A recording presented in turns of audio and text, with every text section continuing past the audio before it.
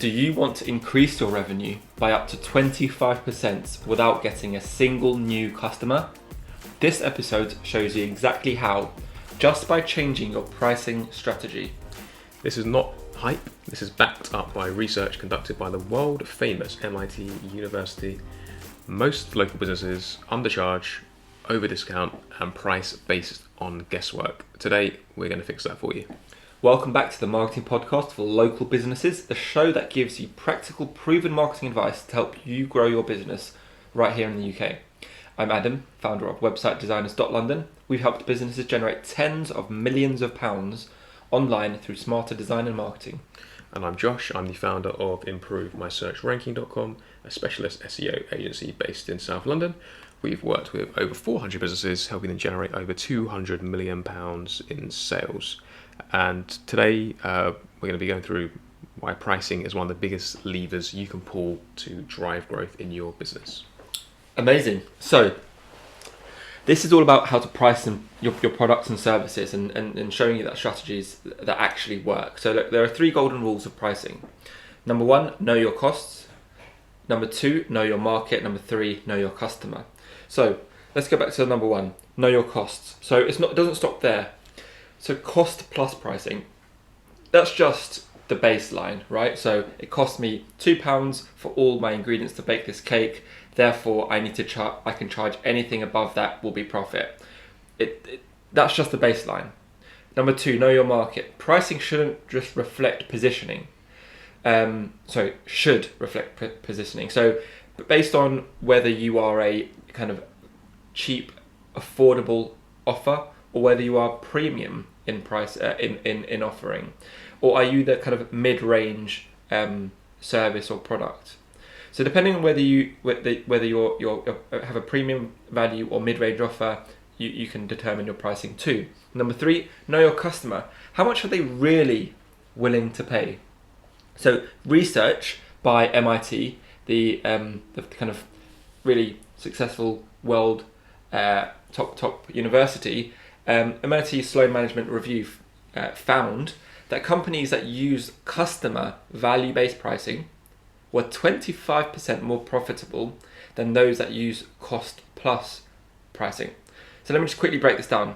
What does cost-plus pricing mean? So just a refresher, that's when you just work out your costs and add a fixed margin, i.e. 20%. Customer value-based pricing is when you price based on the perceived value to the customer, not just your costs. So if a client thinks your service will generate them £10,000, you might charge £2,000, even if it only costs you £500 to deliver. So that's why businesses using customer value-based pricing are 25% more profitable than aligning just with value and aligning with value, not just expenses. Awesome. Yeah, so the next pricing psychology concept we've got here is anchoring pricing. So businesses like Apple use this and local builders too. So an example with Apple using this is they have their kind of top tier best new iPhone. I don't know, is it iPhone 16 now or 17? I don't know. It might be the 26. Yeah. I know. And they charge their top tier iPhone at least 1.4K if I'm not mistaken.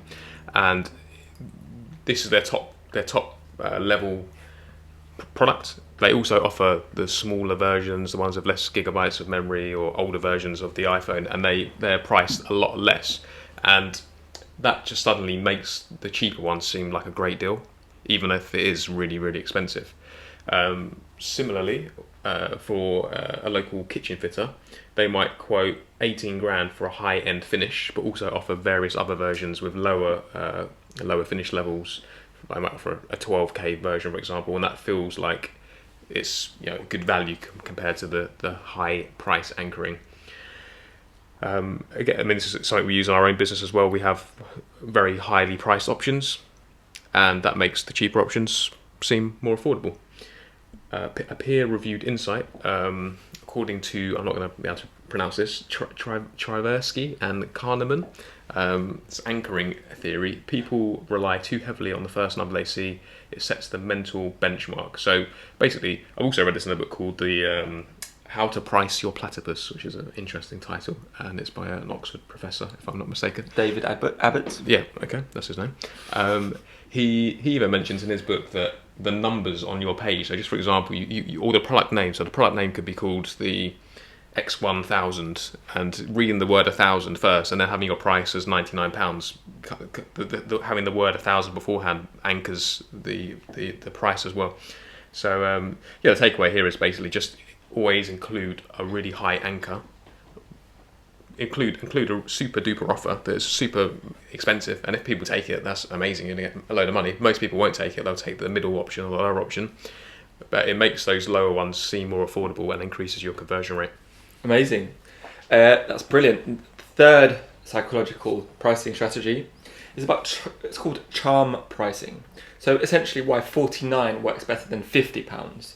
So this one's simple. £49 feels cheaper than 50, even though the difference is negligible. It's called left digit bias. It's essentially a study from the Journal of Consumer Research confirmed that prices ending in .99 or .99 increase sales, especially when the product is seen as a bargain. And that was by Schlinder and Kirby, 1997. So essentially, you want to highlight value and volume. So if you think about McDonald's, right? What we always see their adverts for a McChicken sandwich only $2.99.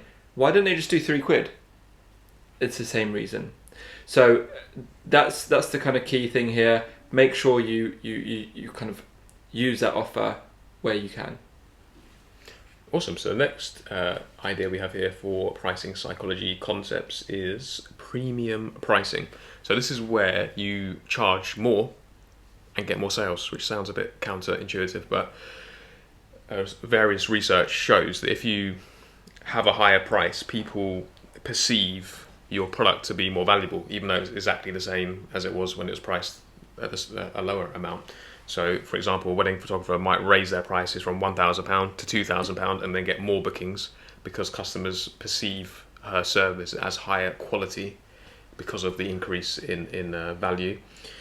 There is another book, Cialdini, I think it's Roberto Cialdini, called Influence, and in that book he cites quite an interesting study about some supermarkets did and some wine companies did. So the wine companies, they got the top world's best wine experts, and they got them all in a room, and they had the same wine in various different bottles, exactly the same wine, with different names and they gave them misinformation essentially, and the one that they told them was worth £10,000 was exactly the same as the one that they said cost £5, but they all rated the one that cost the most as tasting the nicest. And that's again where we're saying premium pricing actually influences people's perception of how good a product or service is. It's quite an interesting study. Very cool, very cool. So that was a book called Influence, The Psychology of Persuasion, Robert B. Cialdini, spelled Cialdini. So look, that's kind of similar to, if you look at a Porsche, be made in the same factory as some of the other cheaper vehicles, similar materials, but charging significantly more because of the brand. Yeah, exactly. I think the same as Lamborghini. I heard the Lamborghini Urus is exactly the same car as an Audi something or another. Yeah. But it uses exactly the same parts, but one is 200 grand more expensive. There we go. Number 5, the fifth pricing psychology, price bundling. So selling more without discounting. So if you think about it, a local gym offers 3 months of personal training, a meal plan, and unlimited classes for $299. The total value looks higher and the offer feels irresistible, right? So look, a study in the Journal of Marketing Research found bundling increases perceived value and reduces decision fatigue.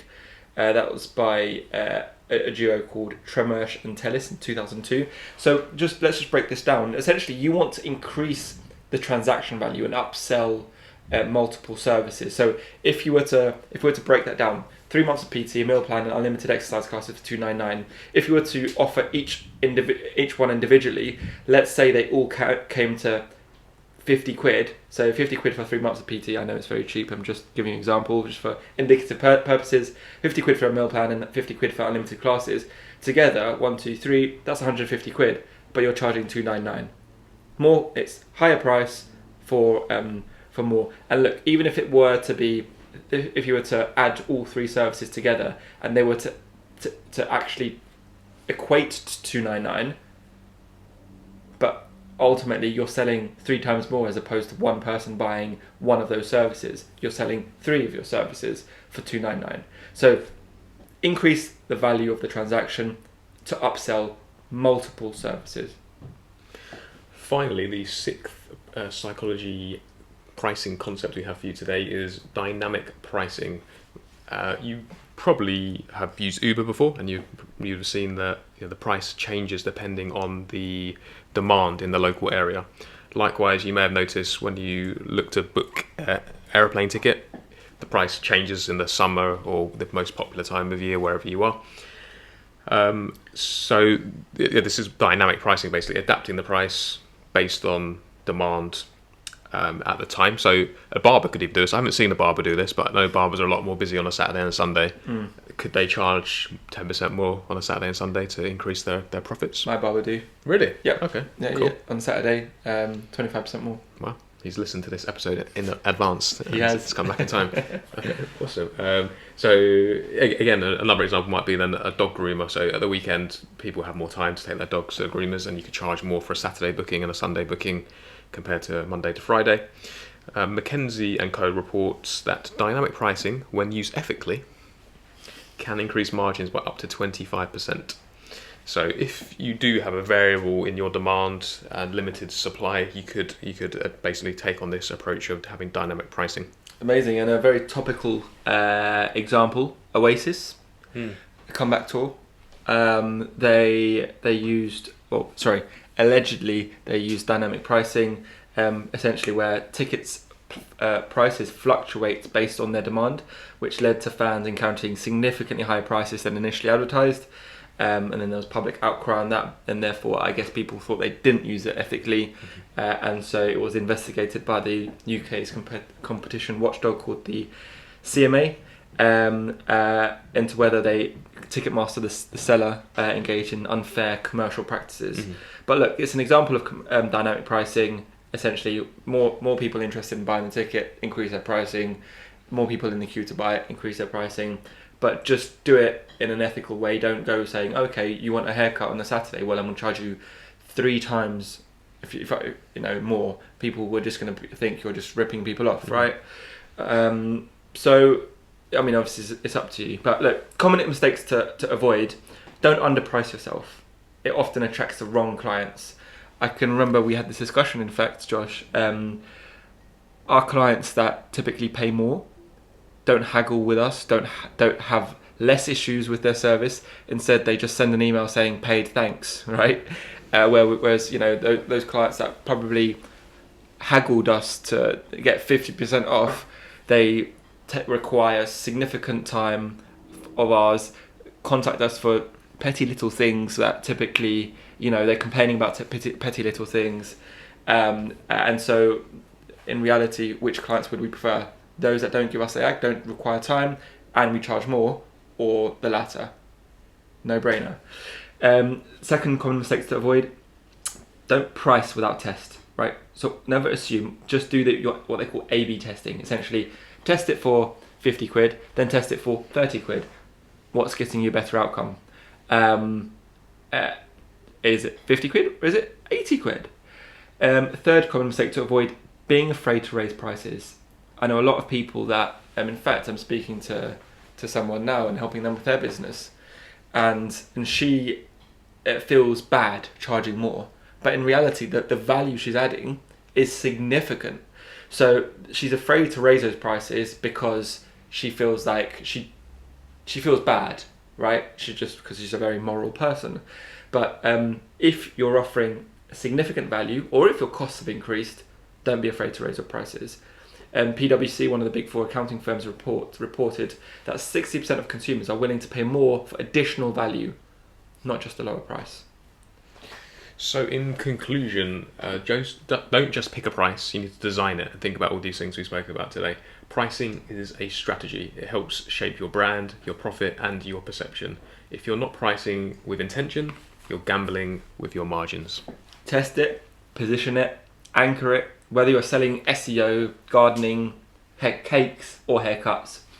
Pricing is one of the most powerful tools you've got. So next steps for local business owners. Firstly, review your pricing strategy today. Is it based on cost or is it based on the value that you provide as a business? Secondly, run tests, A/B test different price points for your service or products to see what the outcome of that is over the next coming weeks. Thirdly, think about creating a premium anchor product or bundle. So if you normally sell your product at 50 quid, make a new one that's worth 500 quid and show that to all your potential new customers. A lot of people won't take you up on that, but it'll make them convert more on your lower or normal offer that you have today. Amazing. Well, thank you for listening today. We hope those those 6 various pricing psychologies will help you charge more and sell more. If you've enjoyed this episode, please leave us a 5-star review and give us a thumbs up and follow. Thank you for listening. My name's Adam. And I'm Josh.